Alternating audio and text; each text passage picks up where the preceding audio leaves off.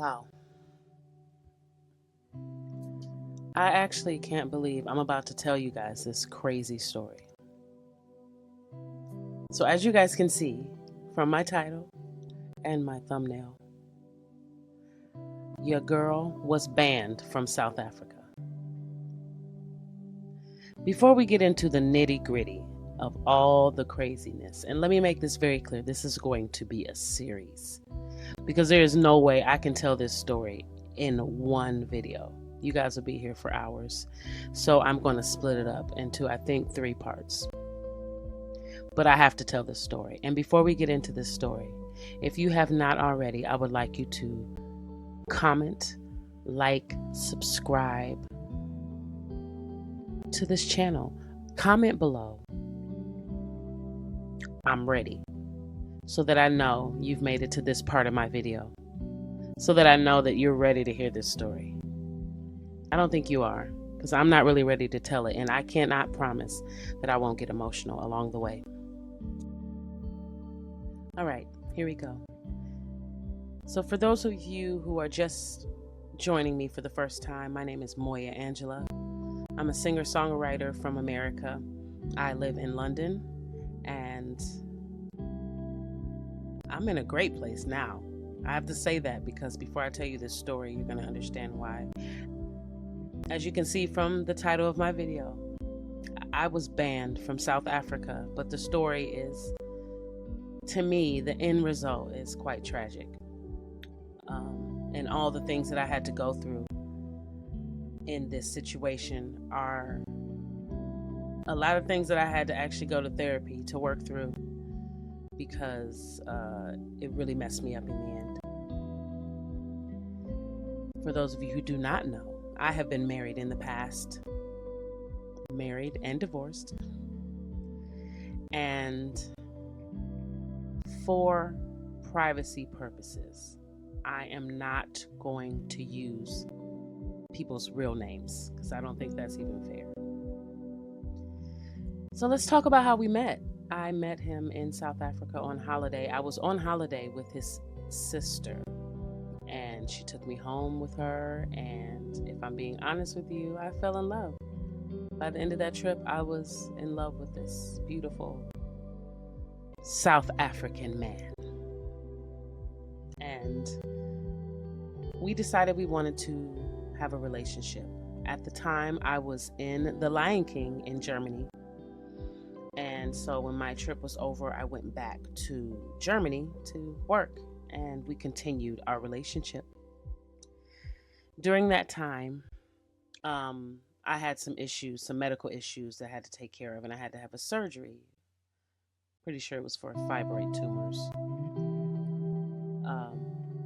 If you've ever struggled as a Black woman with fibroid tumors, comment below. I'm actually very curious because that was a really interesting part of my life. So I had to have a procedure, and because of the procedure, it was going to require me to take 6 weeks healing before I could go back to work. And because I had just started dating this amazing man, I was like, oh, I think I will heal in South Africa. So I went and spent my time there because I wanted to know that this was going to be a real relationship, like we were really feeling each other. It wasn't just infatuation over a trip, and I wanted to know that it was real. So once I got there, I definitely realized how much I loved this man. So I took the time and I healed, and I went back to Germany. And a short time after that, my contract ended, and being the adventurous woman I am, I decided instead of going back to America, I'm going to go back to South Africa. I called my mom one day after I say, Mom, I think I'm moving to South Africa. Her realizing a long time ago what kind of child she had, she just says, okay. So I moved to South Africa. But I was determined to try to do things right. Now, mind you, there ain't nothing right about this story, but I was determined to try to do things right. So I found my own place. But deep down inside, if I'm being honest, I found my own place thinking and hoping that this man would move from wherever he was in South Africa and decide he wanted to come and live with me. It was such a tragic, eye-opening thing because at this point, I'm realizing that he's kind of still in a relationship with his baby mama.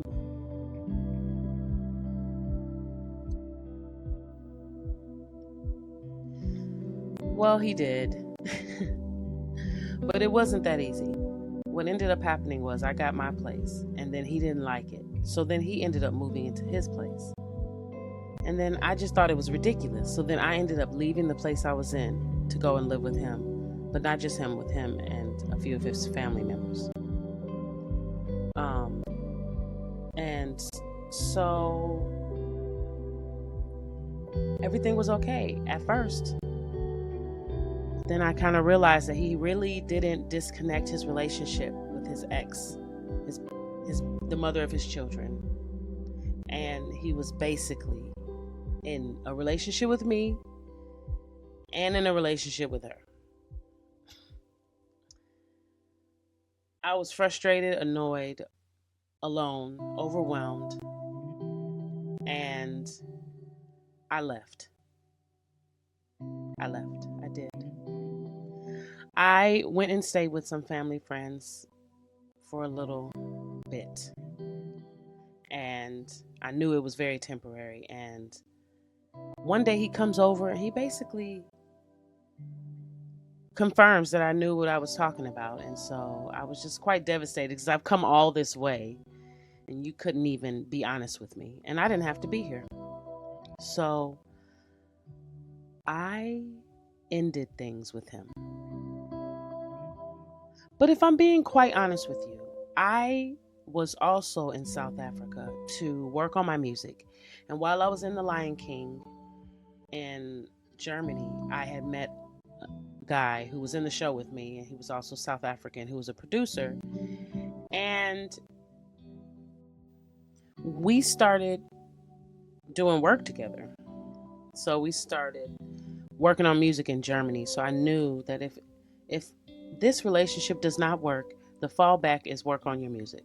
So I moved to the other side of Durban, which is where I was living at the time, North Durban. I wanted to get away from everything that my partner had reminded me of, his family, everything. I wanted to clear my head and remind myself that he couldn't have possibly be the only reason why I showed up here. That was a really trying time. Imagine this American girl in South Africa, basically by herself with hardly any money. I remember I stayed at a bed and breakfast, and I only had 2 weeks worth of money to stay at this bed and breakfast. And it was getting to the last 2 days of my stay and my money. And I remember I had to walk 2 miles to get a newspaper just to see if there was any lodging or any places I could stay in the area, and to figure out how much that would cost me before I started making phone calls to ask people if they could help me, if they could, my, friends or my family, or I think I had to call an ex. It was the struggle was real. It was real. And I ended up meeting up with the producer guy that I knew in Germany. He was back and he was like, hey, let's just rent a place together. So we rented this beautiful house, which was a mistake because here I am, this dumb American girl renting this big, beautiful house in South Africa, spending all this money that I do not have. It ended up being a party house. He ended up being the kind of roommate that kept many women in and out of the door, all hours of the night, all the time, different one every day. And it was just an environment that was very toxic. We weren't working on any music, and things were weird between him and I. He was making me pay for everything. And I realized I had to get out of this too. Halfway through that time, my ex-husband, he wasn't my husband at this time, he came back around, and we started dating again. And I remember during this time I had bought a car. I taught myself how to drive a stick in South Africa by myself. But he came back around and we started dating, but I got sick. I don't want to go into too many details, but I got sick to the point where I couldn't get on a plane and go anywhere. I was being monitored by doctors, and I was struggling to use parts of my body that I was using all the time on a normal basis. So I got sick. But during this time, I realized this environment is toxic. There was just parties, and I was spending all my money, and he wasn't being honest with me about helping me pay the rent. And it was just all of these different things. And I couldn't believe I was in this situation. So I ended up moving out with my ex-husband's sister into a home. And let me tell you, it was such a weird situation where I had to do some weird things. And I didn't want this guy to know that I had left because I didn't want my stuff to be unsafe. I didn't have time to pack everything. I just had to go as soon as I could. Your girl tied some sheets together and slung her suitcase out of a window so that he wouldn't know when I was walking out of the door that I was not coming back. The things we do.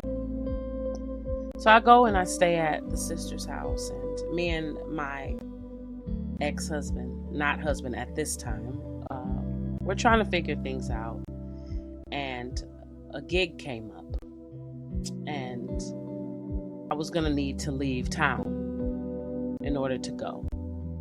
And at this time, I've already known that I was sick and I missed visa appointments and everything that was going to get me back on track to getting back home properly and being able to come and go as I please. So I knew I was going to be in trouble. I knew I was going to be in trouble. But I had to go because I booked something and I needed the money. So I get to the airport,